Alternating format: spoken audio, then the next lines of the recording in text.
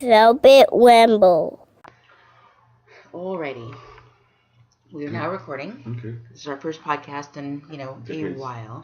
Decades. Yes, we're both older. You're older than me, obviously. Okay. So, this is the Velvet Ramble podcast. I'm Professor Ramble. I am the Velvet Fist. Our mission statement for today is less stuttering. So I will make an attempt to speak more slowly and enunciate my words, as will Professor Ramble. Okay. Okay, cool. And the topic of our podcast today is the room. Yes. With both the room and the disaster artists, which is good. Yes. Both. We actually made a plan. Mm-hmm. We made a plan, stuck to the plan, always delivered, which I assume since you've never seen the movie Storks, you don't know what that means, but it's funny. Okay. That's a kids movie, right? It's actually surprisingly adult, but I'm not. But it's a cartoon. It is a cartoon, yes, but it does have some very adult themes to it. Of course it does. It's about babies. Exactly. It's just there's an abortion theme in it, which I just noticed from watching recently. But we made a plan to watch first The Room, then Disaster Artist, which we actually accomplished. Yes. Whatever. So now we are all set for a recording, assuming we can remember the plot lines of either film. Well, I don't think it's possible to remember because the first one, The Room, do they even have a plot? Wait, before we get there, how was your week? My week was very stressful, actually. Whoa, what happened? Well, let's see, because a couple weeks ago I had a car accident. Yes, you did. My car was rear-ended, yes, by a very nervous and tired gentleman in a Honda Fit. So then, it was actually. So then he called his insurance company. His insurance company called me, and then they took the car into their shop. And I pretty much at that point, because it was 2001, knew I would never see it again. But I held out hope. They gave me a rental, which at first I was like, I don't know how to drive this thing. It has got a backup camera. I can't even see out the back window really. Wait, your original car had a backup camera? No, the rental car they gave me had a backup camera. Oh, okay. My old car was a 2001 Hyundai Elantra. They gave me like a 2017 Hyundai Elantra as a rental, and it was just like, what is all this technology? I don't know what any of this is. Cars have incredible technology. Do you know that technology in a car? You can drive your car for you. I'm waiting for that actually. No, okay, wait, that's not good. But so actually, the first day that I had the rental, I couldn't even figure out how to back it out of the parking lot. So the guy at the collision shop did it for me, because he was like, I'm gonna direct you. Wait a minute.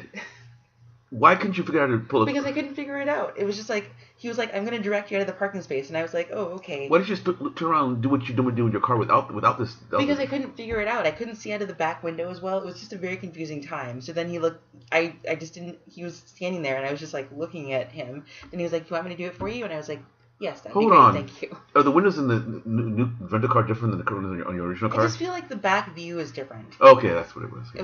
It's not what I was used to. And the backup camera, it's hard to trust a camera.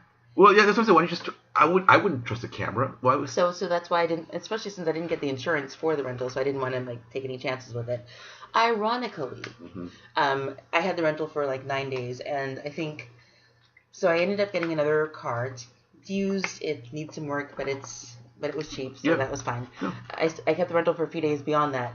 I was driving home on a rainy day. I think it was the day that Dad was released from the hospital, from the rehab center, and he didn't have his house keys. I was trying to get home early, but it was raining. It was dark, and I had to get gas, so I had to get off the freeway to get gas, and I was trying to get back on the freeway. You know how sometimes these roads will have islands between the two lanes that are going in opposite directions? Right. I misjudged my turn and ended up stranded on top of the island.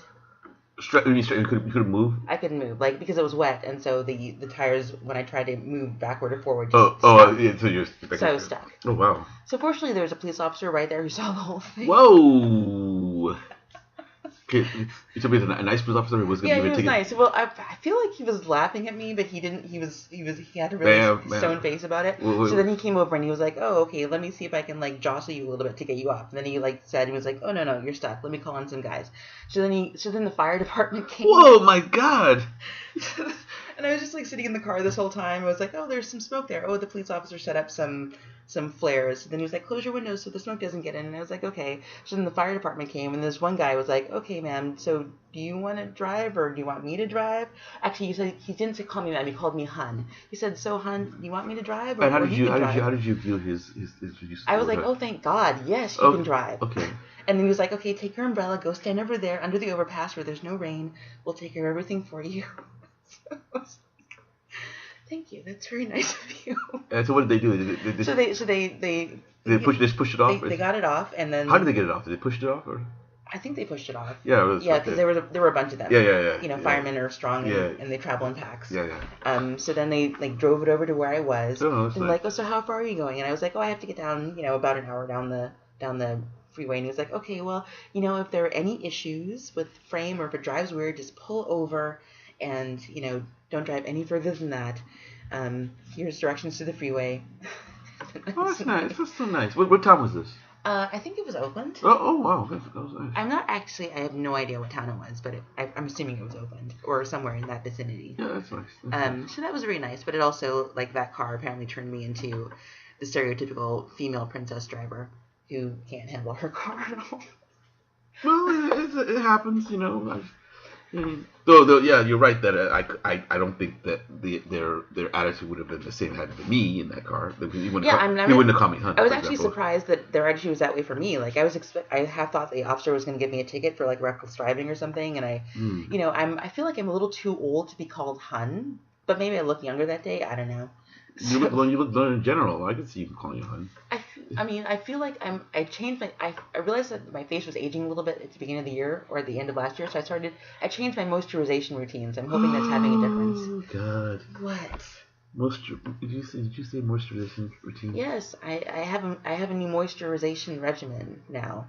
It's like head to toe, covering myself in oils. Enough. What? Enough. It is what it is. Enough. You guys are so bizarre. We talked about it. I live with men for. I think I lived with those guys for more than 10 years. Not once did the moisturization routine ever come up. And if they ever said, "Oh, course with oils," it would have been completely different. You could just throw. I live with my significant other and my kid now. At least they just call I have a hair routine. This is ridiculous. I actually do have a new hair routine. Okay. As well. Why? Because my hair, I don't know, I started watching these natural hair care videos, and I don't like to do everything because I'm super lazy, so all the hair routines are like, I can't, but the least I can do is like, Go on. is at least follow the lock method, which is where you would wash your hair, then you put on, I think, I don't remember what the L stands for anymore, but like oil and then cream. So you put on your oil, then you put on your cream conditioner, and then after washing. So, but I kind of reversed that because I realized that for my hair, it works better to put cream first and then oil, and that's acceptable as well. So I just try to do that now. And but, it's weird. For the 1/50th of the species of our species, our particular. You mean 50%? 50% of the slice of the species that incorporates us, i.e., those with more melanin than not in their skins. I would wonder because I've never, I just wash my hair with soap, and then that's pretty much it. Your hair's really short though. Yeah, but even when it gets long, I don't. When I said long, obviously not. Long is a very relative term. Very, very much so. So I'm wondering. So I'm just wondering, so it's something that you have to take care of, whatever. It's a whole area of expertise. I suppose that people have dreadlocks, whatever. That even men may have to do the same thing, but it's just like I just don't. It's just a foreign thing. Yeah. Once I wash my hair and it dries, that's pretty much it's it. That's it. It's yeah, it's on for its me, own. it's like I bought cleansing conditioner. Just for days I don't have time to use shampoo, then I just have the cleansing conditioner, which has one, but then you can't use that for your scalp. So then I have also my separate shampoo and conditioner, which I'll use on special days. But then you also want to have your deep conditioner for because if you use shampoo, then you want to have a separate conditioning thing so that your hair doesn't get dehydrated. 10 minutes ago, you said to me, "My life is complicated." I I did. You did say that. I don't recall. Yes, you did. With great. Oh, it's complicated. This seems complicated to me. I mean, it's. I mean, I'm getting used to it. Anyway, so this week, so now I'm in the new to me vehicle, and one of the things that when I bought it, it was, as I said, a very inexpensive price because it needs brake work and it needs tires. Right, yeah, you told me it needs brake work, and I was assuming you then got the brake work. Well, so I spent all week trying to get this brake work. I took it to one place, and I was like, "Hey, I think the car needs brake work," and he was like, "Okay, why do you?" And he was like, "Why do you think so?" And I was like, "Well, I just bought it, and the guy I bought it from said it needs brake work," and then he was like, "Oh, you don't have any oil," and I was like, "Okay, that's valid." So then he gave me an oil change, and he said that was fine, and the brakes were, and he said that was just keep an eye on the oil, and he said the brakes were fine, and I was like, that doesn't sound right, but okay. So then I called the next day, and I was like, but. So you say the brakes are fine, but what I'm experiencing is that when I'm driving on the freeway and I hit the brakes, the car shakes a bit. And he was like, "Oh, that means that your rotors are." Yeah. And I was like, "Why did you tell me the brakes were fine? Did you even look at the brakes? Like I brought it to you for a brake thing. You gave me an oil change and said the brakes were fine. Did you even look at the brakes?" Okay. Yeah. So then he was like, "Oh, sorry, I can't hear you. You're breaking out." Oh God! You did. Oh Jesus Christ! People are such. Was it our guy? No, it was a guy. It was your sister's guy in San Leandro. Well, right there. And he was, his prices are cheap, but I they're right there. But I was a little annoyed by that. Yeah. So then I took it to Firestone because they were offered free brake inspections, and I thought, okay, do that. And so then they were like, okay, so this is how much it'll cost for your brakes, and also you need tires because obviously. Yeah, and it was like, so they gave me a quote that was like $700 something, and I was like, that sounds yeah. And I was like, yeah, it's high. It's high, and it's more than I have in my bank account at the moment, so that's not going to happen. So then I made an appointment for the next day to go to a place called Discount Brake and Tires, and I was really, really intending to go there, but then I was just like, I've spent 2 days this week so far trying to get this car stuff done. I cannot spend my Friday doing this. So then I finally took it in to get the brake work today. And did you get it done? I did get it done, and then I'm going to have to work on the tires separately. Interesting. So yeah, so my week felt very stressful that way, and then the week was very weird work-wise, because I think the car stuff threw off my entire work schedule. Because, as it would. As it would. And then I was just very happy when Friday rolled around. But I did on Friday get to see a college friend who I feel like I haven't seen her in a decade, but I just really don't remember the last time I saw her, but she looks exactly the same, which is Karen? No. This is Hillary. When I first went to college, she wasn't there. She was there when I went back to college. I took a 2.5-year break. When I went back, she was a freshman. And so we became friends at that point, because obviously she hadn't been there before. Then after that year, she transferred to Wellesley, but we stayed friends. She went all the way across the country to Wellesley? She lives in Minnesota. So right in the middle. Yeah, so I went to college in Vermont. Yeah, that's what I mean. You went to go to Vermont, which is one side of the country. Wellesley is on this side of the country. So. Wellesley's in Boston. Oh, I keep thinking, what's the women's college in Oakland? Mills. Okay, yeah. Mills. Okay. Yeah, Wellesley's in Boston. So okay. She went, she is from Minnesota. She went from, Vermont to Boston. Okay. So she came out to visit. Apparently it's her birthday. I didn't know it was her birthday yesterday.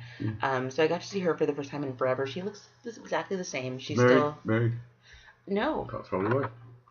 Yeah. No kids either. Yeah. Yeah, that's probably why. She, she lives in Minnesota. Still works at a co-op. You vote for Trump? No. Trump. I seriously doubt she voted for Trump. Okay. It's kind of interesting because we just fell into a conversation that was completely normal, and I don't know. It's kind of interesting how when I knew her, we both had a crush on the same guy at that time, who was this really cool Indian Pakistani guy named Amir. Who, of course, eventually married a nice Pakistani woman and is living his best life in Chicago. Of course. But he was a nice guy then and now, I'm sure. And now if she's not a lesbian, then I think she's at least queer. What's the difference? Well, a lesbian would be someone who only dates women. I don't know if she dates people other than women. But see, the thing is, in my what's the cisgender nativity, I would assume that you're either heterosexual, lesbian, or gay, or bisexual. Well, what is this queer thing? Well, I'm saying queer because I don't know if she's bisexual or if she's pansexual or if she's lesbian. I didn't ask her. Pansexual? Like, pansexual encompasses people who I think would date non-binary people or people who maybe date trans people, I think. Anyway. Let's see. What's the difference between being queer and being bisexual? Well, being bisexual would mean that you're subscribing to the gender binary, where you're either sleeping with a man or where you're either interested in a man or a woman. What I mean is that you're bisexual is that that you're sleeping with both. You're capable of being sexually attracted to it and engaging in coitus with members of either sex. But that assumes that there are that sex is a binary. Okay, and so no, sex is the binary. It's gender that people get into. Well, yeah, so it assumes that gender is a binary. Okay. And, so I think pan kind of skirts around the whole notion of gender as a binary thing, whereas bisexual doesn't. Like queer? How's queer fit into this? Oh, I'm using queer as a catch-all term because I don't actually know what she is. Okay. But why do you think this? That she... Oh, because we were chatting, and she mentioned some things about her recent dating life and why she's probably not in the necessary. Well, she had a bit of a romantic complication over the past year. Do I want to hear this? Well, you don't know her, so I don't know. I don't think it would bother you at all. Well, see that doesn't give me any comfort at all because that usually it leads down to down a path that usually. Okay, what do you mean by complications? I mean, she just had some romantic entanglements that were not necessarily the most moral, let's say, and so. Was she still with a married guy or woman? Yes. Married woman? Yes. Okay, that's fine. So. It's weird. It's weird. It's like I don't know. I don't know. My old-fashioned morality. What do you mean? No, I just think that for a guy, I was always finding it curious like if you are a guy, your wife sleeps with another with a woman. I don't the anger because obviously there would be anger but it would seem to be different if it's up with the woman and it's up with the guy because the guy is a competitive thing but the woman is not. And I don't know how that part of it worked out because the woman's partner is non-binary, so I don't know how that. What does that mean by non-binary? Is neither male nor female but doesn't subscribe to the gender binary. This is why. I replied to an email you sent out. Yes. And I know you haven't read it. And if you did, I skimmed it. And I know probably we would see. I feel like I'm in. Actually, I don't know if I am in a balkanized area of this. Whatever. What I mean is that that obviously I'm not. Nor desire to be in the mainstream way of thinking, contemporary way of thinking of this today. But do I think that there are a lot of people who do think like me about some of these topics, and a lot of it I just felt kind of confused by some of this because it just like you say to me it's very confusing. It's like if you are like for example. You say does subscribe to the gender binary. I ask the question, what does that mean? Does that mean that you've had a sex change or whatever, or that you just decided that I just don't want to call myself either male or female? Yeah. The second one. Okay. What's the point? The point is that's how they self-identify, and it doesn't. I mean, the point is it really doesn't matter. It doesn't affect my life how they identify. So. Well, the reason is there's not in this country, but there's a law in Canada. Mm-hmm. You've heard of Jordan Peterson before? I've heard of Canada. Okay, but you've heard of Jordan Peterson? Jordan Peterson. Yeah. No.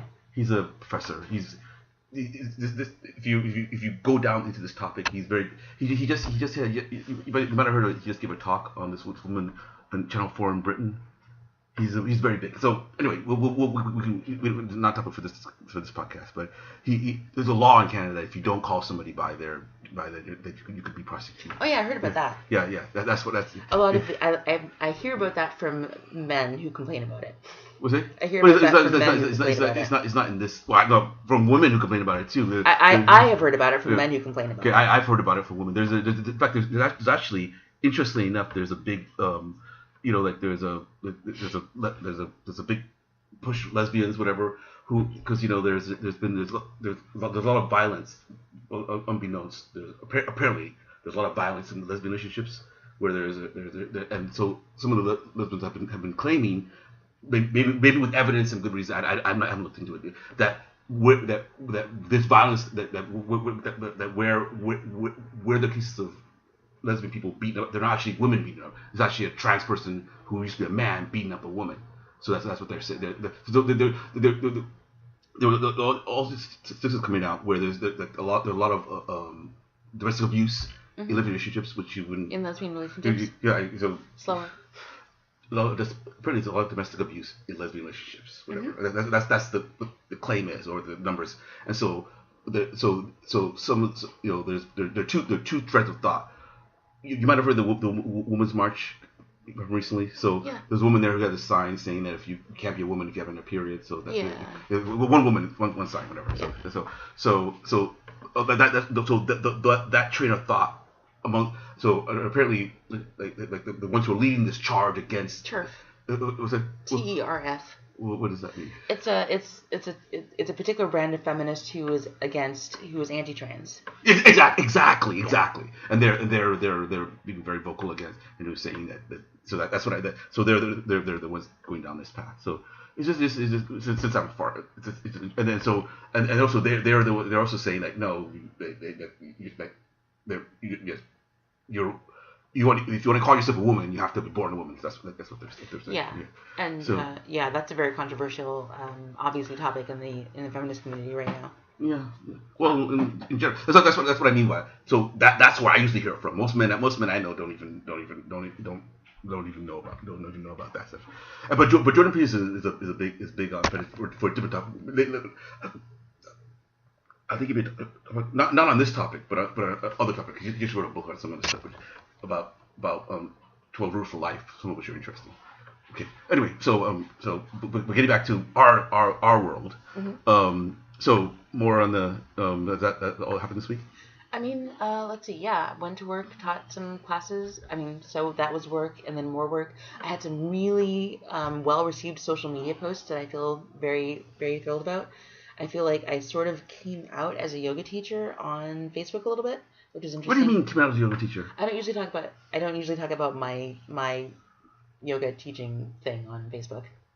Okay, which Facebook are you talking about? There's only one Facebook. No, not Facebook company. Which Facebook persona of yours do you talk about? Because you have more than one persona. I only have one Facebook. Okay. You have more than one Facebook? No, but you have several different emails and. Well, yeah, but I only have one Facebook profile. Okay, I didn't realize that. Okay. Yeah, because my Facebook profile is what I tend to do is I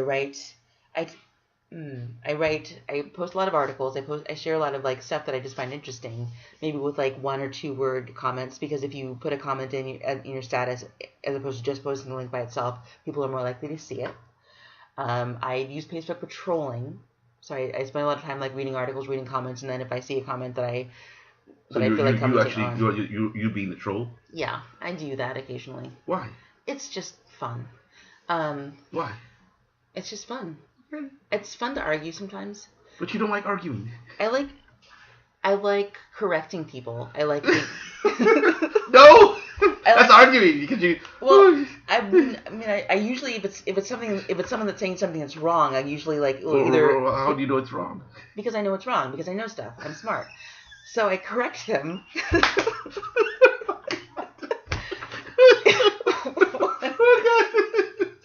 Okay.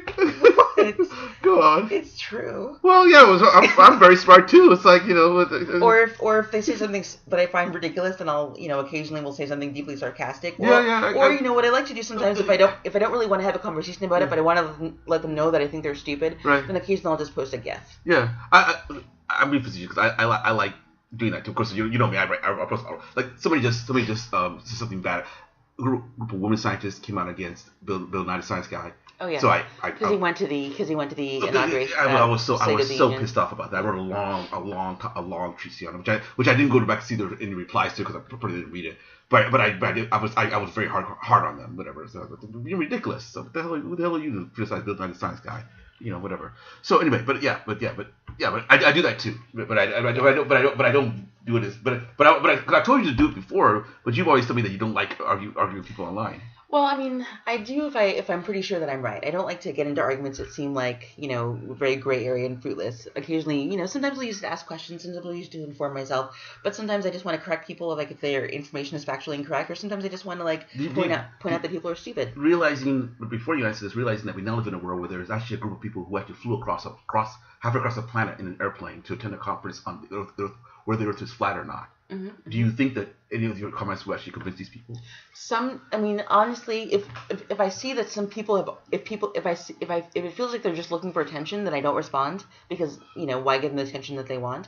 If other people have responded to previous comments of theirs, I don't always respond. I try to exercise a little self-restraint. Mm. But if it seems like I could actually be a voice in the wilderness, letting them know for the first time that they are stupid.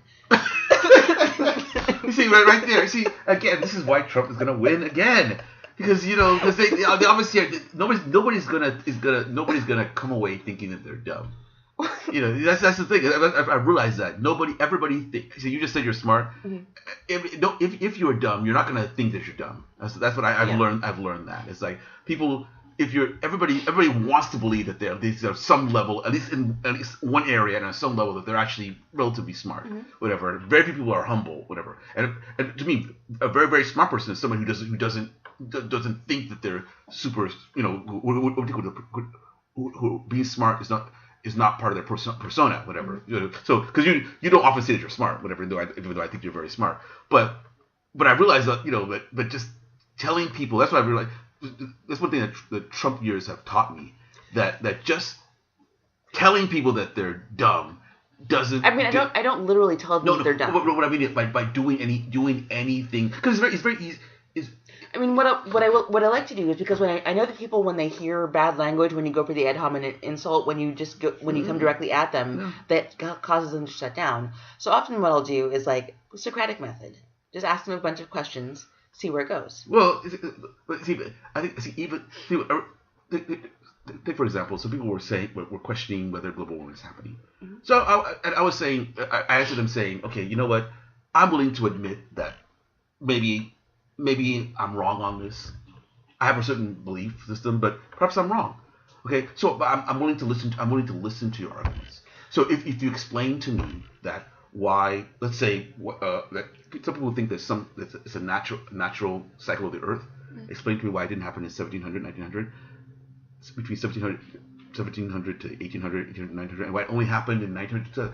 Maybe something happened different here. Okay, and I will ignore for sake of argument the fact that I know there are a billion cars on the road. I know what a factory looks like. I will ignore that. Okay, but you give me an alternate reason, and I'm willing to listen to alternate theories, such as the fact that maybe more cows were born with flatulence between those years. Mm-hmm. Maybe there are more vegetarians in the world.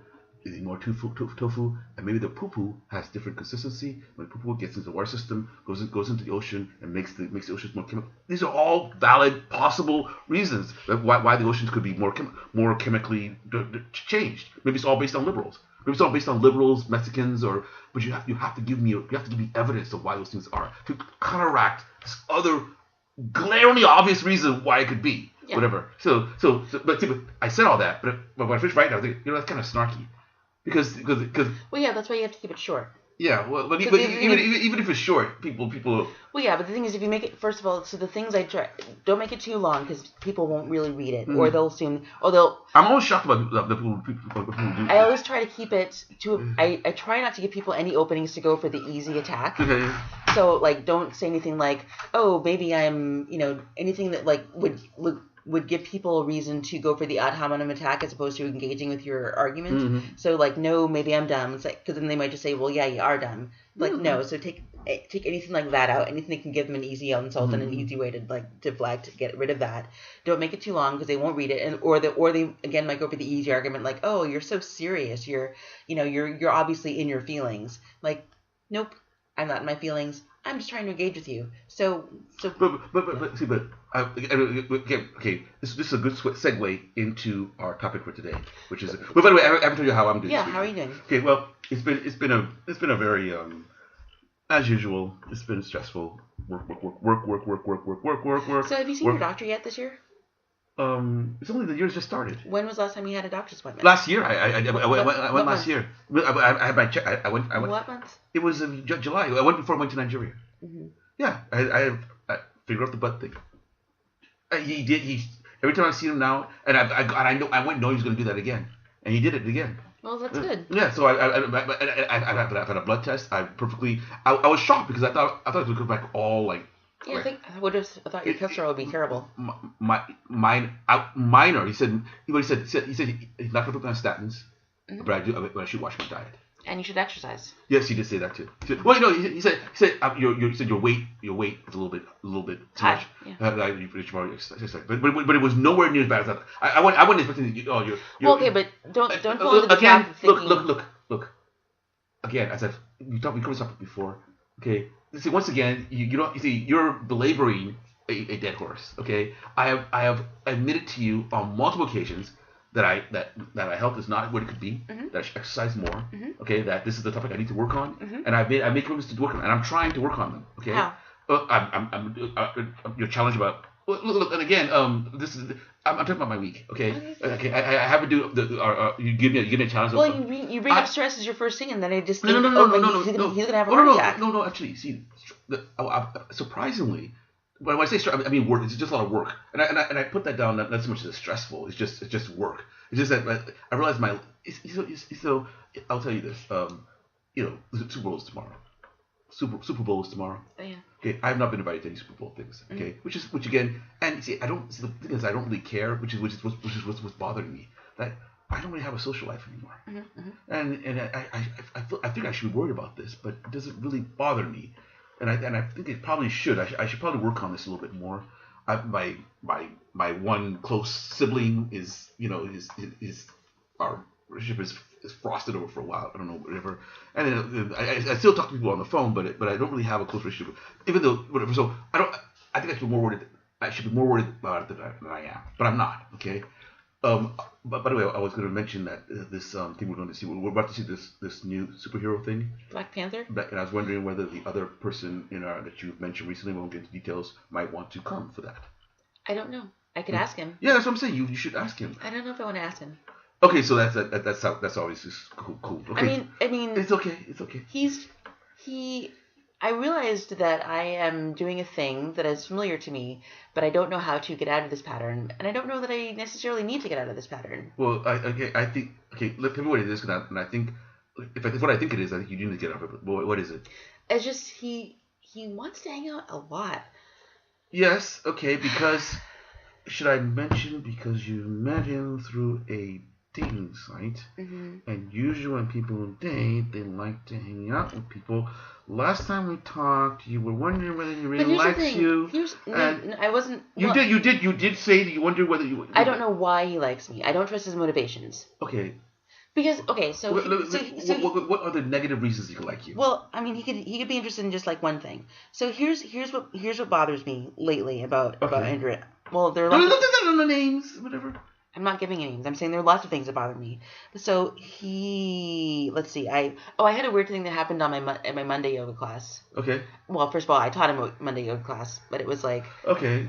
So I usually when I teach a class at 7:30 or 7:45, it's usually the last class of the day. Okay. So I was subbing this class. I forgot that there was another class that starts at 8:30. Okay. So I got there a few minutes late because traffic. Okay. And then I thought, okay, I'll just make up the time by going a few minutes over. Okay. But then one of the students from the class that was supposed to start after mine came in and started like acting up. What do you mean acting up? Like he was like, you're still going. There's another class after this, And I was like, oh, I didn't acknowledge him at all, but I was like, oh, okay, let me wrap up. And he was like seriously, you're still continuing? I'm like, well, these are still my students, so yeah, I'm gonna at least get my like final. Was he saying it in that voice too? Yeah, he was really. Was he a teenager? No, he was a middle-aged guy. He was really obnoxious. So then I wrapped up my class, and and then one of my students like confronted him, and they got into an argument. What did they say? Well, he was like, oh, I think because he was talking. And he was just really rude about it, and I was trying to wrap up. That does sound and rude. so the student was like, "You were really rude," and the guy was like, "Well, I don't care because you ran late." And I was like, in the end, I ended up being like 3 minutes late. I went 3 minutes over in the end. So, but, okay, it's 3 minutes. It's 3 minutes to do 3 minutes. Mm-hmm. 3 minutes late. So what's your problem? 3 minutes. You 3 minutes. That's what all it's about. 3 minutes. Yeah. You're 3 minutes. So no. My point is that sometimes people they need to be confronted with. So one of my students started confronting him, or one of the students from that night. It's not my regular class, so I wouldn't call them my students, but one of the students started confronting him, and then I was like, I was just really freaked out, so I just left the room, and I felt really bad about that because I felt like as a teacher I should have been more in control of the situation than I was. Mm-hmm. So then he was like texting me to who. This dude yeah. was texting me like, oh, how's your evening or whatever, and I was like, okay, well this thing happened and now I feel like really bad about it. And he was like, and then he called and was like, I don't know, blah blah blah, whatever, comforting. You're glossing over. You're glossing over large chunks of it. Okay, so okay, blah blah, very comforting. Okay, so it was nice of him to call. I do appreciate that. But then he later he texted and he was like, "Oh, do I take care of you well?" So I guess that was referring to like him being comforting. And then I wish I could be more present to you, which is I wish I could be more present to you. Oh God! I don't know. And then he was like, "But I don't know what you would prefer. You are precious to me." And I was like, I'm gonna throw up, but this guy, but only in the sense that this guy is a nice person, and I actually feel bad for him because he's dealing with you, whatever. That's shady. No, it's not shady. It's just because that's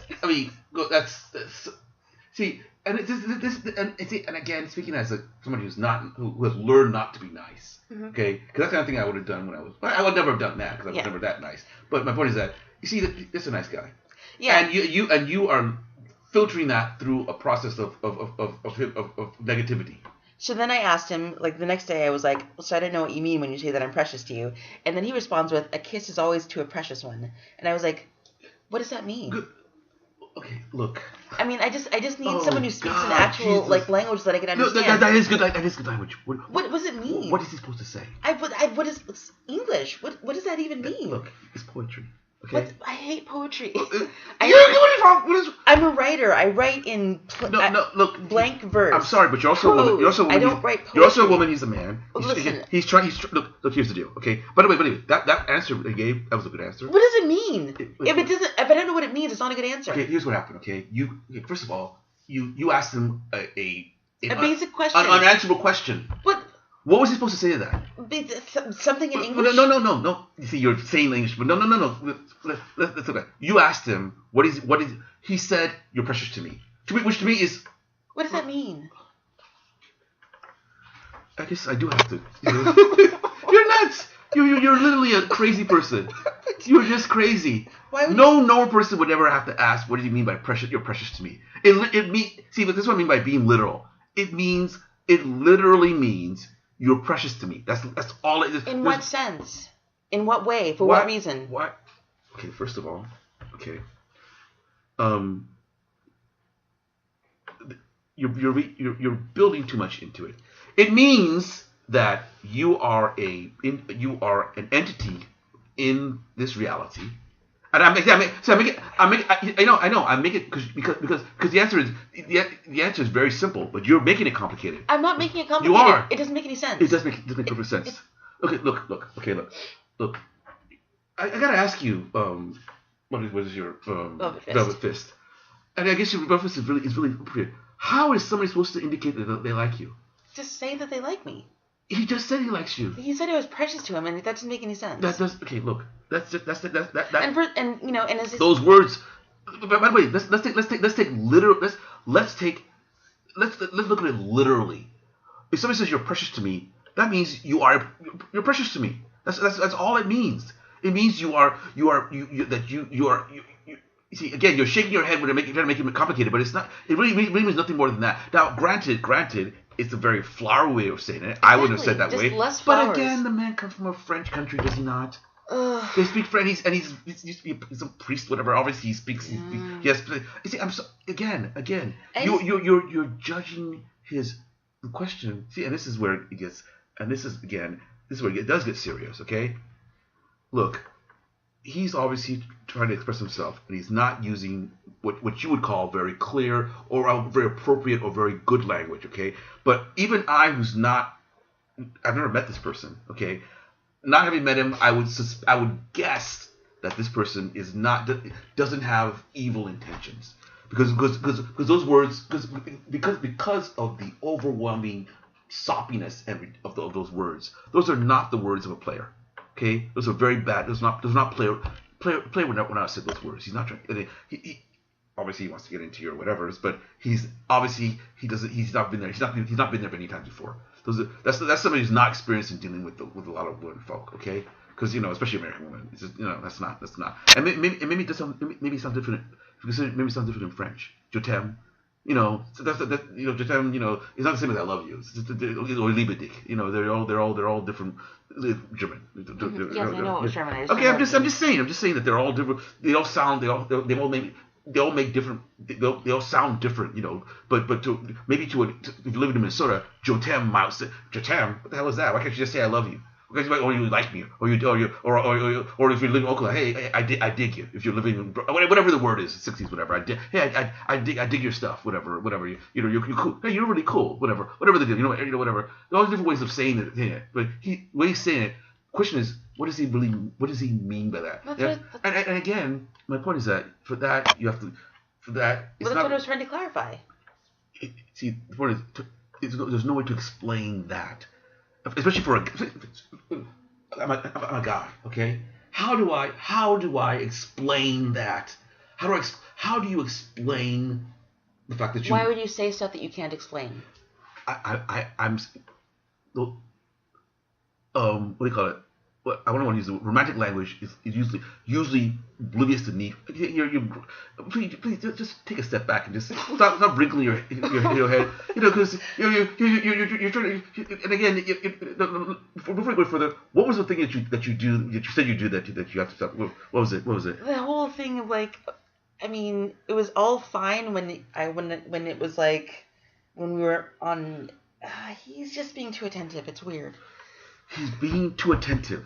You met the guy on a dating site, and he's being too attentive. You see, and again, and women wonder why we think y'all are crazy. What are we supposed to do? Well, what are we supposed to do? Well, first of all, I want to date you. No, not you. I know, but it's just too. It gets to be. At a certain point, it sounds plaintive. I'm just don't sound so thirsty. You were dating some freaky clown who was some pansexual. Okay, first of all, Polygamous. Whatever, clown, whatever. But that clown. By the way, I don't mean clown as prerogative. He was literally a clown. Okay, and he invites you to a place where he's told you. I'm not saying he's not a nice person, but at some point you gotta ask. What do you want? Okay. Mm-hmm. So what do you want? You obviously this person likes you. If somebody likes you. If I like somebody, I want to spend time with them. Especially if they're a woman. I want to spend time with them. What's the point of dating? That's the whole point of dating. I want to spend time with them. Now, if you don't want to date him, then just tell him. I'm just very busy. I don't want. Then maybe you don't have time for a relationship. Which is perfectly fine. Then you need to cut him loose and go find somebody else. Mm-hmm. Okay, I'm just saying, but I'm just saying, is that really what it is, or is it that you want it, but you want him in a form which is more convenient for you? You want him not to like you so much, or to express the way he likes you so much in a different way. Let's see. I don't know. If he was gone tomorrow, if you never saw him again, would you feel pain? No, I'd actually be a bit relieved. Okay, then you need to cut him loose, because that means you don't like him. Yeah, that's what I'm saying. I'm just saying you can do whatever you want, but I'm just saying. The problem is that I'm easily annoyed. Yes, you. Oh, no, you are. I just. That is a Because when we actually hang out, it is fine. It's just all the parts between the hanging out that is like, you're very annoying. Fine, we'll hang out. Well, first of all, that'll be. I mean, people you like are usually often annoying. I'm sorry. That's just, if you're not annoying to me, then you're, in some ways I don't care about you. And I'm not saying I'm not. Okay, look, I'm just.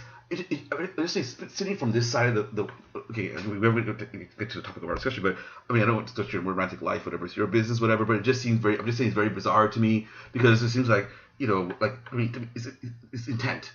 If I go to a dating site because it's a guy, this gets back to the Aziz thing, whatever.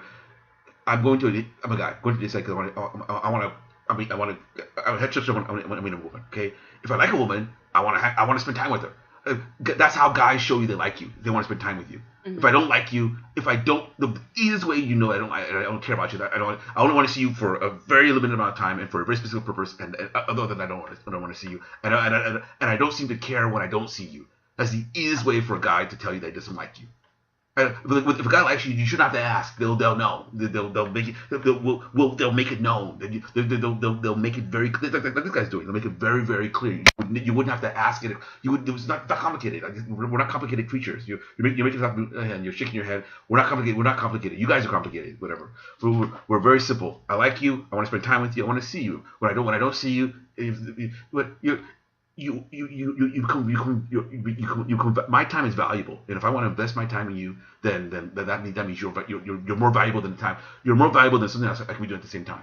But to me, it feels like if you want to spend this much time, like, why don't you have anything else to do? What's it? Why don't you have anything else to do? Like, what else? Why don't you have anything else to occupy your time? Okay, you know what?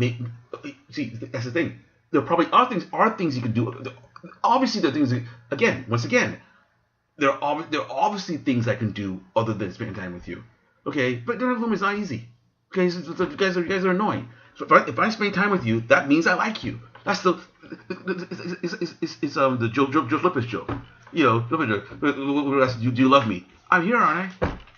That's Did he say that to the wife that he then left after taking her kidney? No, it's his joke. I'm talking about his act. Where he talks about the wife. Was it while he was married to his I don't know wife? The one who donated a kidney to him and then we're not. I'm talking about his joke, his act. Mm-hmm. Where he talks about. You talk about his little.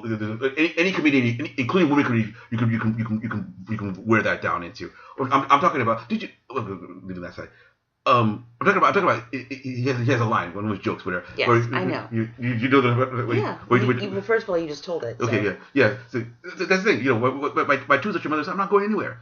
So, woman, why didn't I tell you that I love you when I'm standing right here? If I didn't like you, I would not be here. Because guys lie. Was it? Guys lie. They lie with their words, but not with their time. If I'm standing here in front of you, see, that's a different thing. That's why the Aziz thing is so confusing to guys. Because if I didn't like you, I would be gone. That's the thing. Because guys have strength in women, so we're never scared. We're never scared. You're a rapist, whatever. We're never terrified. You're not physically intimidating to us. But the main thing is that if I didn't like you, whatever, I would not be standing here. I'd be gone. Whatever. If there's any, that goes to guys and women. If I didn't want to be here, for a guy, it's very. What do guys play the most about is doing things they don't want to do. I'm going to rent a movie. I don't want to go to this movie. I don't want to go to a wedding. I don't want to hang with your friends. I don't want to see your mother. But I'm doing it anyway. That shows that I love you. If I didn't love you, I would not be doing those things. I'd be gone. There'd be an outline of me, and I'd be gone. Whatever. I wouldn't do those things for somebody I didn't love. I just wouldn't. That's the thing. But apparently, it's not the same for you guys. Yeah, it's like this is which is very confusing. This thing. This is confusing. So this person, I don't know. It's just interesting, because it seems like you do like him as a person. As a person, I find him interesting. As a potential partner, I wish that his. Well, he can't be different than he is. So if he did, I know. Then you cut him loose. Yeah. Anyway. Yeah. So okay, segue into our thing. You know, the movie The Room. What I find interesting. Getting back to that for hour. So The Room is the opus of Tommy No, Wiseau. how much? We are at 49 minutes. I thought Yeah. Well, the movie. Well, why don't you give the synopsis? It's a film by Tommy Wiseau, a man of no origin, no age. He's always from Eastern Europe somewhere. Yeah, I think the thought is he's from Poland, but he won't say one way or the other. I think Romania. Because he just look like a vampire. Yeah. So the basic plot of the film is that he's a successful banker. No, wait. You have to see. No, sorry. You have to because I think it's funny if you tell the reality of what it is. Not because the movie. Are you the part of his movie he actually made? Because he made the worst movie ever made. So the basic plot is he's a banker. He's engaged to a woman who apparently never leaves the house. But you're not describing that this is his movie. I'm saying this is the basic plot of his movie. Of his movie. Okay, yeah. Yeah, I said it was a Tommy Wiseau film. Yeah, okay. What else was I supposed to say? Okay. The basic plot of The Room is that Tommy Wiseau, who is the writer, director, producer, and primary actor of the film, well, he's one of the main characters anyway, dating a woman named... Writer of the movie, too, yeah. Dating a woman named Lisa, and Lisa is very... weird. Inconsistent in her feelings for him, and eventually starts an affair with his... She's consistently inconsistent. Yes. Otherwise known as inconsistent. She starts an affair with his best friend, and then eventually he finds out, and he kills himself. Okay. So that's the plot of the film. Wait, did he kill himself? I couldn't... Because the movie was so bizarre. He went to kill himself? Okay. Yeah, he shot himself in the head. Okay. Remember, he was like writhing around on the floor. Well, he shot himself, then he rolled around for a while. Then they shot him again in the head. Well, you're thinking of the disaster artist. Okay. Different thing. So in The Room, so that was the basic plot of The Room. Okay. As far as the film itself and how it executed that plot, slightly more convoluted story. So the film opens with something happening. Lisa is at home as she usually is, and then Tommy comes home and something happens. And then there's a sex scene. There is, I think you're being very generous when you call it a sex scene because it wasn't a sex scene. It was a movie of two naked people on a bed, and one was making thrust in the wrong place. Okay, right. So it was very it's taken over from the Rocky Horror Picture Show. It's called film because how bad it is. It's almost, and what's strange about it is it's almost visibly bad. Because when you start watching it, you've heard it as bad. It's okay, but wait a minute. What is this? Because it can't literally be as bad as it is. It doesn't really. One good thing about it does, it shows you things about real movies that you take for granted. You don't even realize, like plot development, consistency. Just there's a character development, continuity, character motives. Acting ability. Yes. See. Costume design. I think we're talking way beyond bad acting. It wasn't just bad acting, and again, not everyone was a bad actor. Like the mother wasn't a bad. Lisa's mother was pretty good. Was pretty good. She was like the best actor in the cast, I think. Yeah, but it was beyond bad. It seems like it wasn't like they were because acting is you're supposed to be trying to emote a character, and it seems like they were just reading. I thought when I first saw that this must be a subtext for something else that's going on because this can't actually be acting. Because what they're making noises with their mouths, but it doesn't really make sense. Okay, and what he's saying, he's coming in, he's doing stuff. Okay, obviously he appears to be dating with this woman, but the words that are coming out of his mouth and the way he's saying them don't really make sense. What she's saying doesn't really make sense, whatever. And then there's some young person who comes there. It's just Denny. It's just the characters they don't really make sense. Even for the fevered imagination of a deranged person, you're trying to figure, okay, where did this come from? What is he really trying to say? And you just can't figure it out. And it gets worse and worse. It just gets more and more confusing, more and more complicated. And why? Afterwards, you start wondering why. Why was this made? What is this guy trying to say? What is the because obviously the plot doesn't seem to get anywhere. Even when you say he killed himself, I was okay. It didn't seem like that's actually what he was doing. Even though he was doing the it didn't seem he came in screaming Lisa. It just and writhing around on the floor. Shoot himself. Did you shoot himself multiple times or just once? I think just once. Okay. Yeah. It just didn't really make sense at all. No, of course it didn't. Yeah, and so now what's wonderful about it is that after it came out, it didn't make any money. Obviously, didn't make money when it came out. But in the interim, Franco. In the interim, the guy who played the best friend in the film wrote a book. Okay. About the movie called The Disaster, and the book was called The Disaster Artist. Okay. I think James Franco, I guess, optioned the book. Did you write it with the permission of Tommy Wiseau? I don't know. Okay, yeah. I mean, I think they're back to being friends again. Apparently. Yeah. I was wondering whether they were friends before he wrote the book. Yeah, I mean, maybe. I have no idea. I haven't looked into it that far. Mm. As far as my researching relationships right now, I'm mostly interested in researching Taylor Swift's relationship history. No. Not going there not doing that again. Let's keep moving forward with this. Okay. Taylor Swift does not appear anywhere in this movie. Okay. As far as we know. She doesn't. Okay. Anyway, so moving on. So he wrote this book, mm-hmm. and then James Franco turned the book into a film, which a great film, which I think he also directed. Oh yeah, starring his brother and his brother's wife. Okay. And it was actually kind of interesting. I did a little because James Franco has been in some trouble recently for sexual harassment or courting the sexual attentions of an underage person or something like that. Okay. I just and some for some of this I'm just skimming the headlines because some of it is too much to delve into, but let's see. So recently his stuff has been blown up. Like he went to Palo Alto High School, like the next. Oh, town. he's from here. He went to Palo Alto High School, the next town over. He had painted a mural on the wall of the school. They just painted over it. He's a painter too. He does a lot of stuff. Yeah. Yeah, he went to grad school at NYU. I mean, he has a lot of stuff. So yeah, he had some art like around the school. They painted over his mural. Mural like this past week. Oh God. So yeah, he's definitely like in some hot water as far as that goes.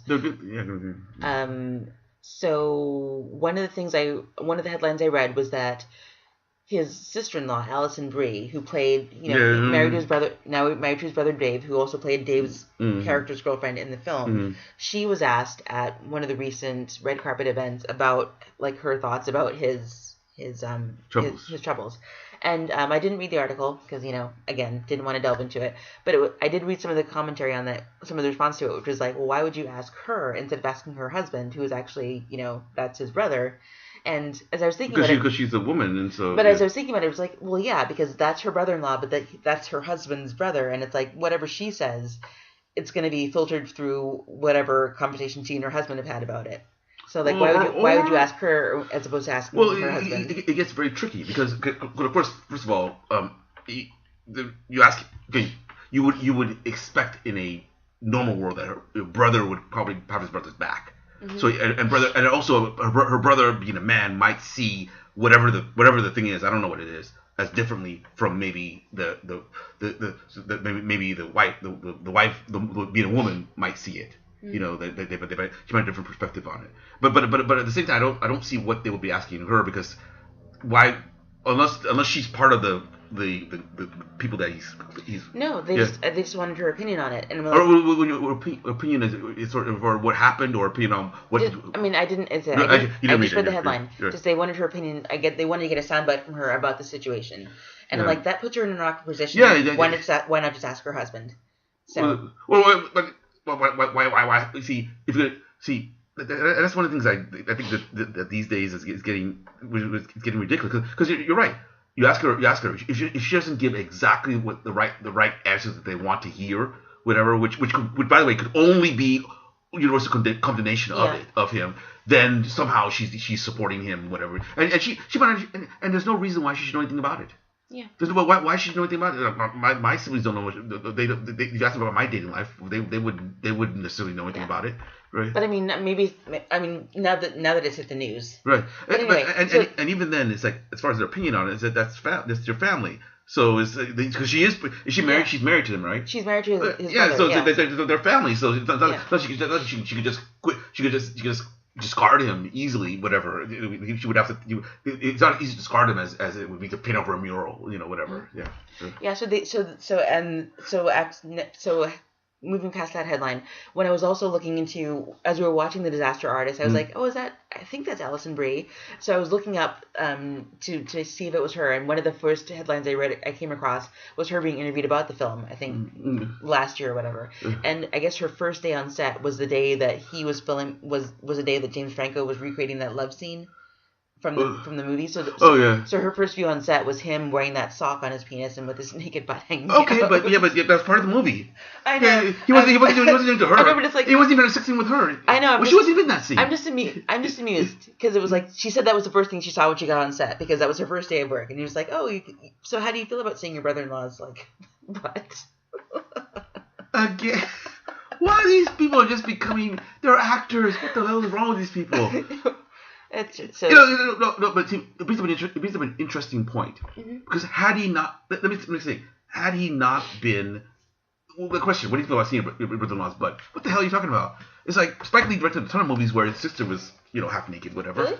Yeah, she was a love interest in She Gotta Have It. She Gotta Have It, and I think in another one, She was. I don't think she was dating. She was in Mo Better Blues. She's been in some of his movies, but she's been in movies where she's been not fully clothed. I don't know whether he filmed her or whatever. But my point is that nobody's ever questioned. I mean, and you wouldn't because they're artists. You wouldn't. And again, if that hadn't been, I mean, I don't remember seeing her in that scene, whatever. Well, she wasn't in that scene. No. So what I mean is that had he not had these troubles, whatever, nobody would have ever questioned her about it because you wouldn't have known that she was there. Well, no. So this was before the current troubles came to light. So this was back when she was just being interviewed about the film. So that was just like a cute soundbite. Yeah, and before then it would have just been cute. It would have been. Yeah. I hope that's not been.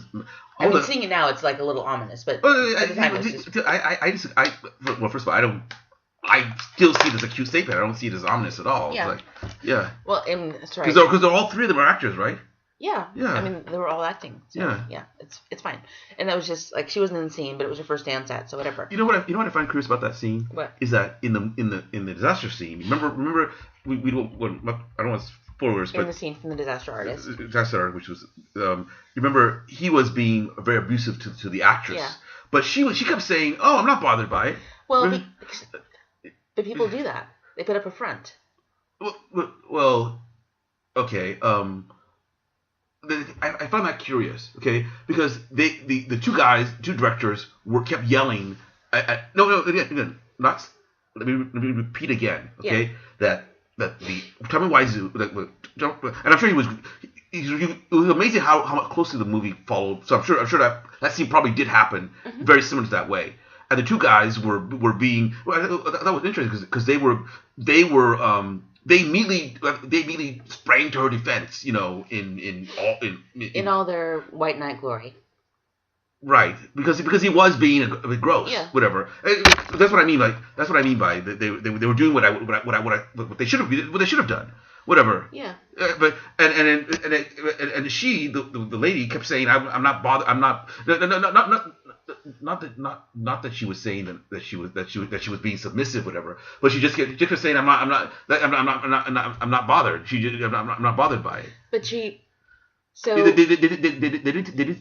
I didn't read that scene. Maybe you read it differently. I didn't read it that her being submissive and going. Well, I just have to take it. Whatever. I didn't read it as her being submissive. I read it as her being embarrassed. Was it? Embarrassed. Okay, I didn't. Embarrassed about all this. I said the opposite. For me, I could see being that in situation, and it's like first you're embarrassed that this person has just called you ugly. Second, you're embarrassed that people that you are now the catalyst for this gigantic scene. Right. And to a certain extent, this is also a job that she wants to get finished and get paid for. Yeah. So, she's also, to a certain so I can see being in the middle of that and just feeling embarrassed and just wanting the whole scene to end. But see, ironically, our current leader, the free world, whatever, in that book, the fire and dunce, whatever it's going to call it. Great, funny book, by the way. Oh my god! What? I forgot to tell you about the best thing. Wait, let me finish this thing because I don't want to forget this. There's a scene there where he says to this woman, Hope Hicks, or whatever her name is. He says literally to her, she's defending. They're trying to defend one of her boyfriend, who's one of Trump's flunkies, whatever. And then Trump says to her, why are you defending him? Why does he need to be defended by you? You're the best piece of ass he's ever had. And then she runs. See now, mortified, she turns and runs from the room. Okay, that's what I mean by so that's what it looks embarrassment looks like to me. That's what I'm saying. But go that woman wasn't naked. Okay? That woman probably wasn't naked in a bed. Well, no. Even her being. What I'm saying is the situations are different. Yes. I mean. No, what I mean, she didn't appear. I didn't read embarrassment from her, but we saw it differently. What we want to say? I mean, related back to like my experience in my yoga class on Monday, I was very embarrassed and I left the room. But it's like, I also kind of. Were you embarrassed? I thought you were just pissed. I was embarrassed. I was mortified. So that is. I mean, then I was even more embarrassed that I left because I felt that I hadn't. I was worried that I would. But you didn't say anything. I know I didn't say anything. Both you and Hope Hicks didn't say anything. Exactly. Yeah. But this is why I can relate to her because I can imagine being in that situation and people are making a scene around you or on your behalf. Like it can intensify your embarrassment. Look, let me ask. Let me ask you a different question. Let's say she wasn't embarrassed. How would she have reacted? How do you think she would have reacted? I don't know. She probably would have hopped off the bed and gone to makeup. And... No. What I mean is there's no scenario in that what she was saying was actually true? That she wasn't bothered by it? I mean, she had to be bothered by it. She didn't have to be bothered by it, but okay. I read it as her being bothered by it. Okay. Because, I mean, it's also to an extent the guys were obviously bothered by it. I felt like the guys went really over the top with their reactions, and I think that their reactions were based on not necessarily. Like they obviously assumed that she was embarrassed, and I assumed that she was as well. But I feel like their reactions to Tommy were a bit over the top with all the yelling, and I think that was because of problems that they were already having with Tommy, so they were just looking for an excuse to have those fights. Well, okay, that's one thing. That's one thing. But my see, to me, their reactions were very normal. That to me it seemed okay. So, it seems extra. That's your okay. So that's your opinion. So my opinion is that's the way most guys would have responded if you did that. That's why I hope I would have responded. Like you yelled, "What the fuck are you doing, dude?" I would have added some strike language. What the fuck are you doing? What the hell are you doing? You can't do that. What you said what? Shut the fuck up! I mean, that's literally what if you were that overtly rude to a woman, especially on such a topic, whatever, right in front of them and whatever. I can imagine most of the guys I know would have been like, "What the Daniel? Oh, what the hell are you doing? What the hell are you doing?" I've said, but I've been spicy. Remember when I was arguing with your mom? I remember when you got slapped at a party. Oh, that was when I was drunk, whatever. Yeah, and they also were very whatever. But previous to that, when I read my first clear statement, they were the same way. Well, isn't that the statement that got you slapped? Or when I was yelling at your mom. I don't see what the slap has to do with it. What is that? I'm saying that was the statement that got you slapped, wasn't it? No, God no. So what did you say that got you slapped? I grabbed her drink. Oh, I didn't Clarissa didn't have it. That's when I first met her. Had no Clarissa. That was the first day I'd ever met that woman. You know, were you there? No. You weren't there. I didn't talk to Clarissa statement at all. Not even close. I just met her. That's what made it so crazy because she walked in. Okay, and by the way, I was not drunk when I first met her. Then why did you try to grab her drink? That was later, party later after when that. you did get drunk. Yeah, but I was drinking badly, and I was drunk later. That's when I got that. And she didn't really slap me. She slapped my hand. She didn't slap my face. Slapped my hand, whatever. Yeah, but the first time I did not get slapped at all. She didn't get nothing happened. Nothing happened. But the guys were mortified. They were like, what the hell? They were like, what the hell? And they talked about it for days afterwards as something that's really being big, whatever. And then that on the spot, whatever. And if I go, and that was not even being rude to her. That was just I didn't think so. That I wasn't saying about her appearance. I just made comments about, oh, you step your clitoris, whatever. I was trying to be funny, but a little bit too far. Okay. Anyway. So what you something you want to say? Oh. Yeah. I mean, this is a complete digression. But Taylor Swift. No. Okay. So at my job. Okay. There are only a handful of black people. Okay. So it happens. I think there are like 2 or 3 black dudes and me. Okay. And maybe lots of Latin people, but only a handful of black people. Anyway, so one of those dudes sent out an email. Okay. He ominous. is planning to start Mm-hmm. a role-playing game group. Okay. Like a D&D adventure-style role-playing game group. Okay. You sound very excited by this. It was amazing. It was like the best thing that happened. Is this? Oh, it's good. It's a good thing. Okay. It was the best thing that happened all week. I was like, he wants to start a D&D club? Oh my god. So, yeah. So that was all.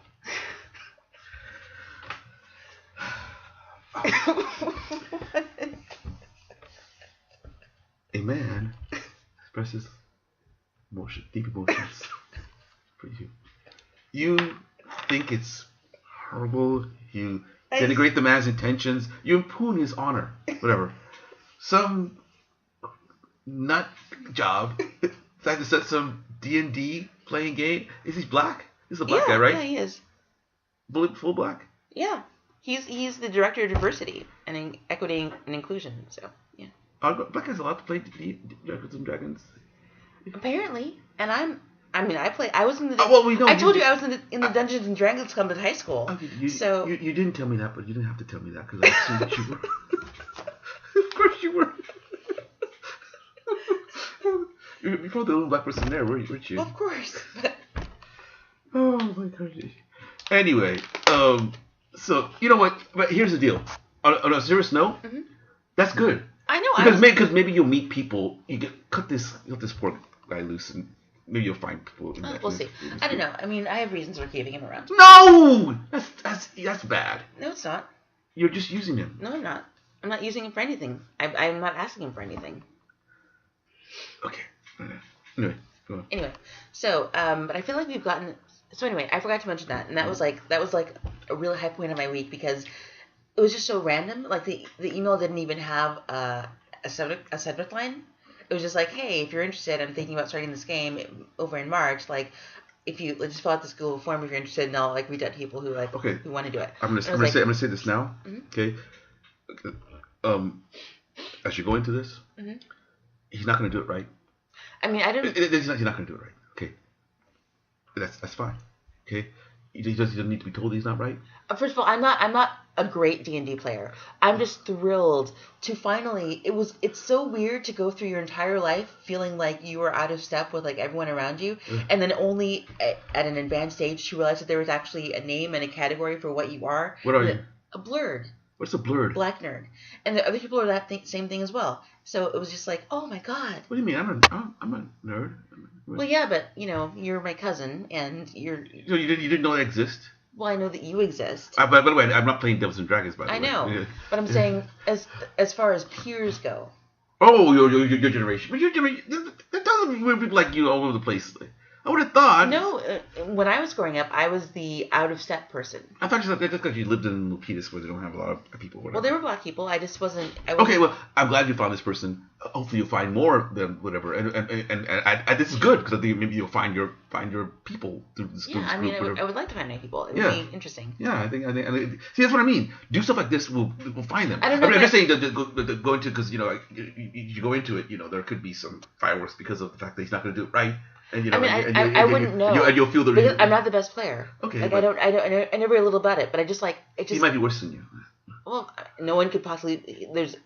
There's no one could possibly be worse than me. Okay. I'm not a very good player, but I just enjoy it. Okay, good. I'm glad. The concept of it made me cheerful. I'm glad you did. It was also just very. It's weird when I have those moments of being cheerful. Good. Like someone I follow on Facebook was like, oh hey, you should follow. Like was saying, hey, if you're having a bad day, you should follow. There's some hashtag on Twitter that's like black men smiling or something. What? And then she posted like one of the gifs that's under the. It was like, oh, it's a black man smiling. Oh. That actually did make me feel cheerful for a moment. That was weird. My heart, when my heart feels cheer, it gives me a little. Why does feeling the black man like, smiling make you feel cheerful? I don't know. Why do we have to smile? It was weird. Isn't it rude to tell a woman to smile? It's not telling them to smile. It's pictures of them smiling. Okay. So as I said, it was weird. Like whenever I feel cheerful, when my heart starts to lift, it always gives me a very like unsettled feeling. Like no, my heart has to stay low. Like no, it doesn't have to stay low. It does. Why? Because it's just more normal for me. Well, okay, whatever. That's the way you want normal. I'm not saying I want it to be normal. It's like when you start to feel cheerful, it just. Am I having a heart attack? Like, what is this feeling? You're just being facetious, No, I mean, like, literally, when I feel cheerful or when I feel like my heart, you know how the Grinch, well, it's like, oh, his heart grew 3 sizes that day. Yeah. Whenever I have that experience, it just makes me feel like, what is wrong? What is this feeling? It's just, and you think this is normal? It's not normal. What do you mean? You're supposed to want to feel cheerful. Do you feel cheerful? Yeah, of course I do. I have a kid. Why would I feel cheerful? I don't feel cheerful all the time. Yeah. A lot of times I don't feel cheerful, but yeah, a lot of times I feel cheerful. Yeah, like when and when I don't feel cheerful, I want to feel cheerful. When I feel cheerful, it's just weird. Okay. It just feels weird. Okay. That's okay. Well, I don't know. I'm not a psychologist. I don't know what the deal is. If it works for you, whatever works for you is fine. But I'm not saying it works for me. I'm just saying it's weird. It feels weird. It physically feels strange. Okay, well, I'm just saying we don't have much time on this planet. The goal is to spend more time feeling cheerful than not feeling cheerful. And why shouldn't we feel cheerful? What's not to feel cheerful about? Things could be so much worse. Yes, my goal is to die pretty. Was it? My goal is to die pretty. Well, if you always think of yourself as pretty, then that'll be true.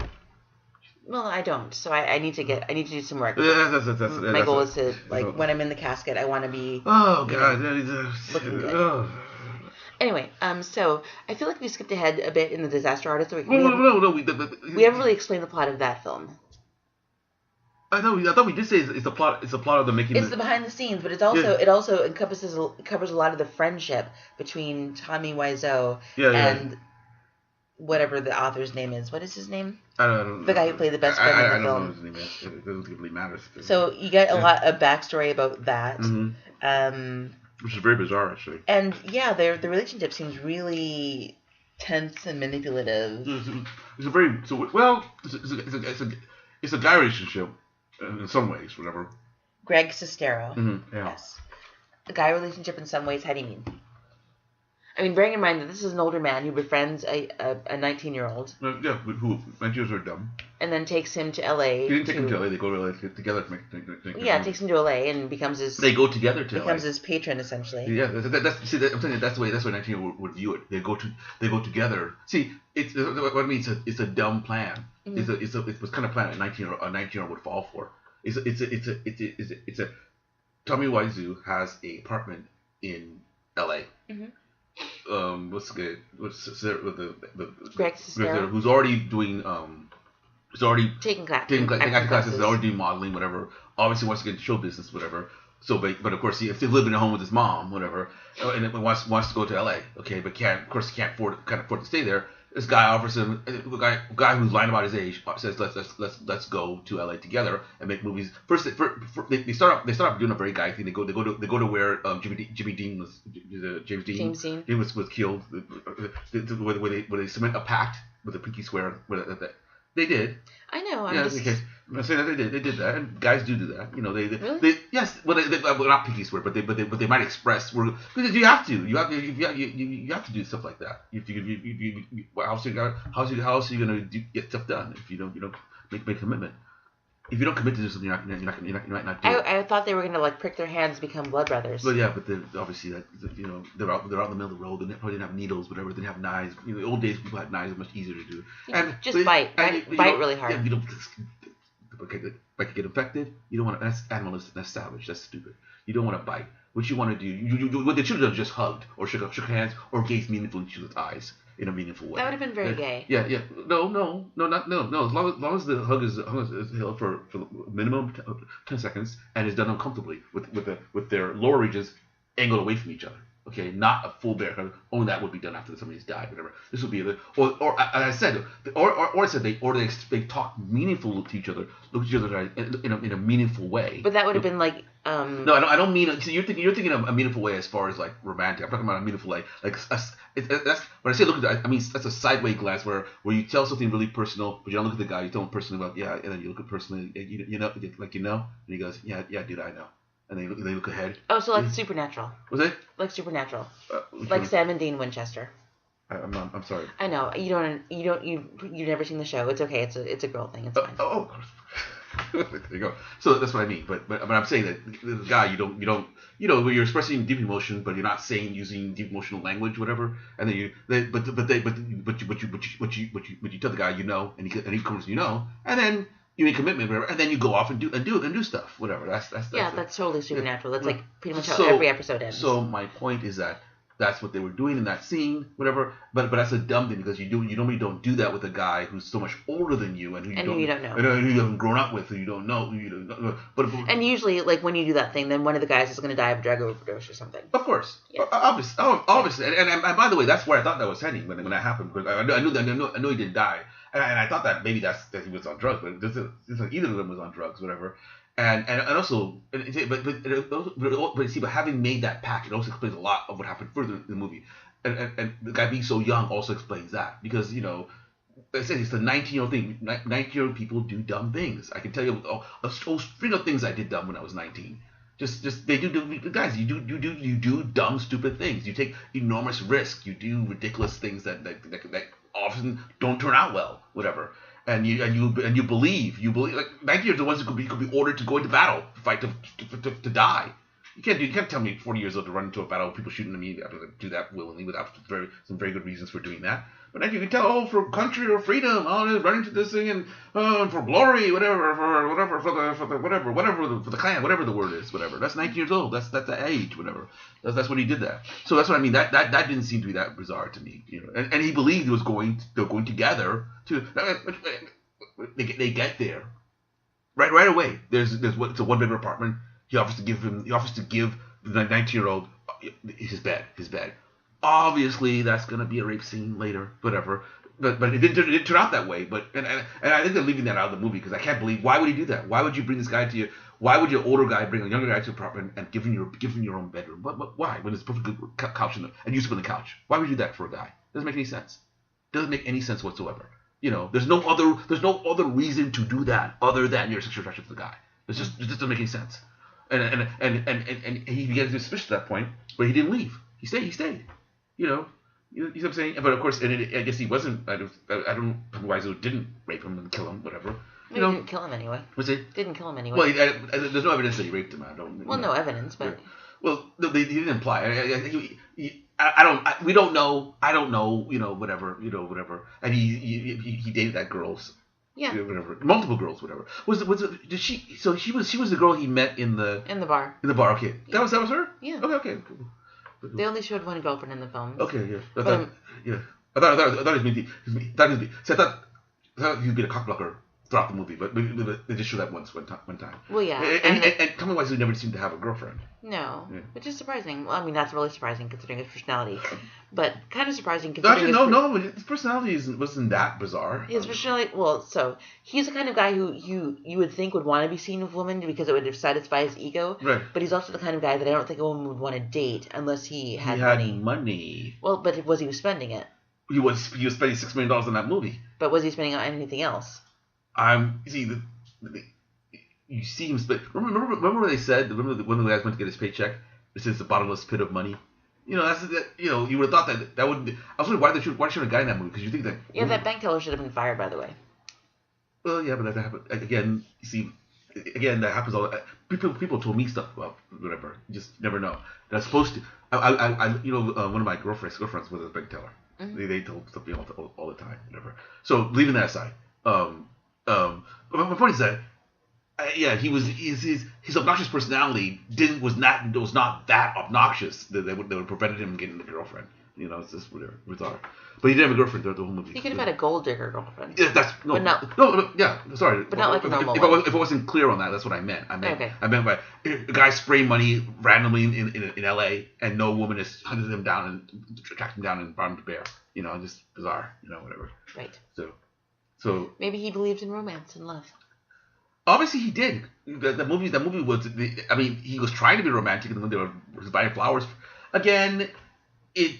You see, here's what I think.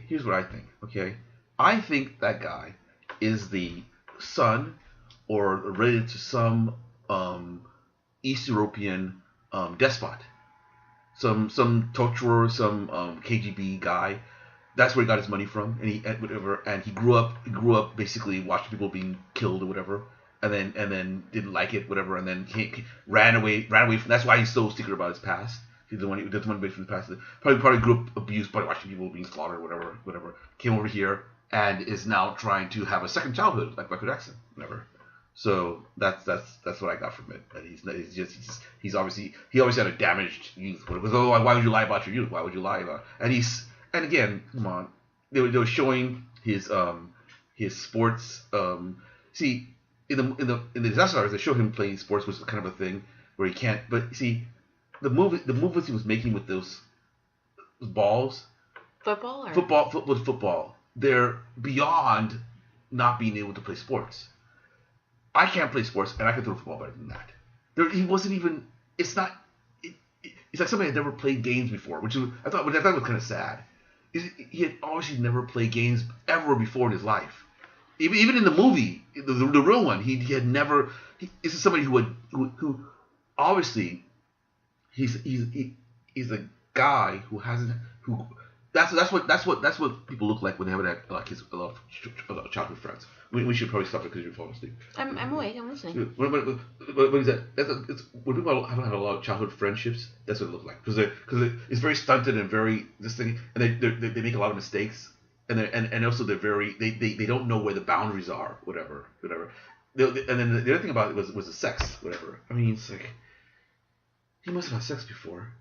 I mean, maybe he was just trying to make really sure that he didn't invade her sacred triangle. What? It was the position. You know what I'm talking about. Well, yeah. You're having sex with a lady. You kind of know where there's a certain area you have to aim for.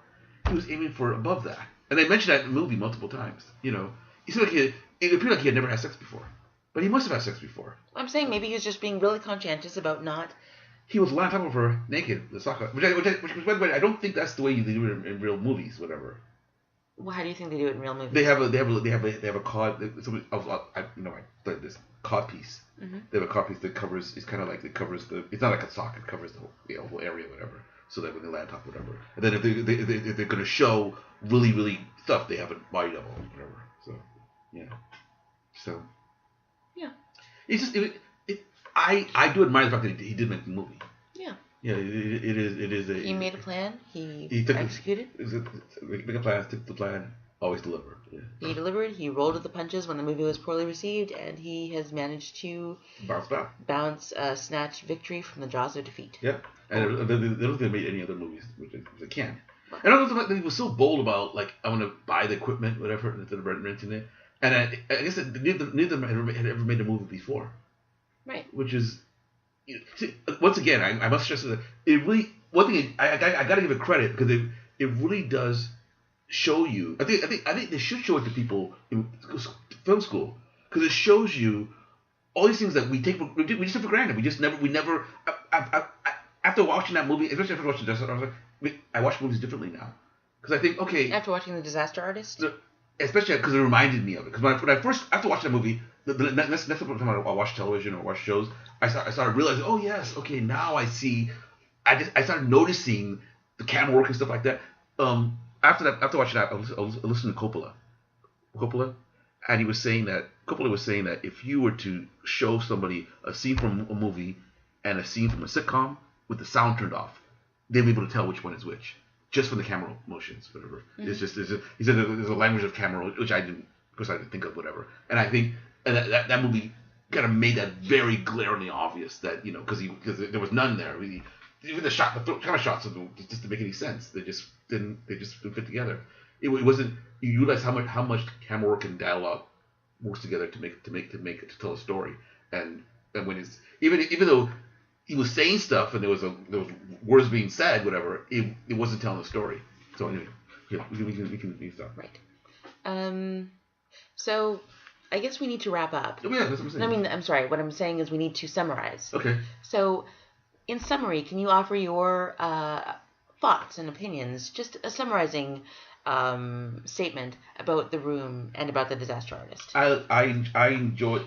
Well, sorry. With the Room, I think I've just given a summary statement, a longer statement. But with The Disaster, I would say I actually enjoyed the movie. I think it's one of the best behind the scenes movies I've seen. I think it was very interesting the way it presented. That it's a perfect counterpart. It's a perfect counterpoint to that movie. And what I also liked about it is that it didn't appear to insult either of them when it made it. I didn't come out of that feeling that it insulted Tommy Wiseau. I didn't come out thinking he was an evil person it was a commentary on a truly bizarre piece of movie, piece of movie history. What do you think? Let's see. Obviously, The Room is a terrible in various ways. The Disaster Artist, I was really, and maybe I need to read the book. I'm not sure how much of the book was translated onto the screen. I really wanted to find out more of what happened after the film was made than I did. Okay. So I got a lot of pre-story, like how the guys met. I got a lot of, how the film, what the behind the scenes of making the film was. I wanted to find out more about so I feel like the film and The Disaster Artist ended basically after the film premiered. Yeah, but then they said very quickly it made $1,800 in its opening. Yeah, so I just wanted to see instead of having the words on the screen, I wanted to delve more into a little bit of that aftermath. Okay. And seeing how it became that build up to it becoming a cult classic and all that sort of thing. So that's what I wanted to see more of. But I was really impressed by James Franco's acting. Yeah, they would play. We should mention that they would play scenes from both movies together, and they meshed together so well. It was very good. Yeah. So I was impressed by that. Dave Franco is always. What other movies have I seen that guy in? I know I've seen him before. But he was in the 21 Jump Street film. Did I see that? And he's been in other stuff. I think that's the only thing I've seen him in, but he's been in other stuff. Mm-hmm. But yeah, I was really impressed with him. It gave me more respect for Greg Sestero, the guy who wrote the book, the guy who played Mark in the original film. Okay, yeah. It gave me more respect for him as a human being. Yeah. You can see motivations. Yeah. So yeah, that was. And I also like the actors. The two actors, with the scruffy guy, what's his name? Seth Rogen. And I don't know the name of the other guy, but he's in some comedy, whatever. I like their interaction. I thought it was very. It's one of my favorite Seth Rogen performances, actually. Yeah. Even though he didn't say much. It's interesting because Seth Rogen got really famous doing all those films with Judd Apatow. Yeah, you're right. But I haven't seen much Judd Apatow. I haven't seen much of Judd Apatow's thing. The first time I ever saw Seth Rogen was in a film he did with Elizabeth Banks called Zack and Mary Make a Porno, which was a Kevin. Oh, was a Kevin Smith film. Oh, okay, yeah. This was I've seen parts of that. I would say parts. This was really good. Yeah, but it was also kind of interesting because he was already famous, and it was and I think when people were when I read reviews of that film, people were like, "Oh, Kevin Smith is trying to get into the Judd Apatow vein," but I wasn't familiar with Judd Apatow. I wasn't familiar with Seth Rogen, so I was just watching this film and being introduced to these people for the first time, people who are already kind of well established in the lane that they were occupying, and kind of so it was kind of interesting. And then so it's interesting. I don't know. Seth Rogen is very Does a lot of different things. Yeah, he does. Seems to be expanding a lot of different areas. Yeah. Which is... It doesn't look like he's trying to, but he just does. His character. That's all about his character. It's like I admire him because he looks like he's so like, even though I know he must not be because he does all this stuff. But Yeah, the way like, he presents himself, and he's like a writer producer. Yeah, now. but his characters are always kind of all the same. Always kind of like the generally good kind of laid back guy, like in the background, whatever, Yeah. just constantly doing stuff and being amazed, but always depending on to do the right thing, whatever kind of. Yeah, I like that. I like it. Yeah, I mean, except not in the 40-Year-Old Virgin. Even there, he wasn't that bad there. He was really snarky. I think he was a little bit of an ass. Okay. What? Dude, you get a 40-year-old virgin. You got he was much nicer than the black guy in that movie was way worse than he was. Oh yeah. That's good. Like we could go on, whatever. Romany Malco. Yeah, like who I like. He was he was funny. He was hilarious in that movie. Okay, so sorry. I'm sorry. Yeah, no, that's fine. Yeah. I'm no need to apologize. It just anyway. So this was our podcast that was theoretically about the room and the disaster artist, but it was obviously about other things as well. Yeah. Probably 2 hours now, right? We are at 1 hour and 34 minutes. Okay, that's good. Yeah, not too bad. All right, so I guess that will be the end of it for today. Okay. This has been the Velvet Ramble podcast. Okay. And we're gonna have to release some of these at some point. Yeah, actually, because we have so many of them now. So that clown that you were so terribly talking about earlier actually does does podcast editing. So okay. So he actually said he'd be willing to help me with editing some of these. Okay, cool. So you're gonna have to be nice to him when you meet him. I didn't say I'm nice to all these people, but I just all of them. Yeah. Because there are multiple. Anyway, so I guess we'll see you next time. See you next time. Peace out. Peace out. It's the Velvet Ramble podcast. It's the Velvet Ramble podcast. It's the Velvet Ramble podcast.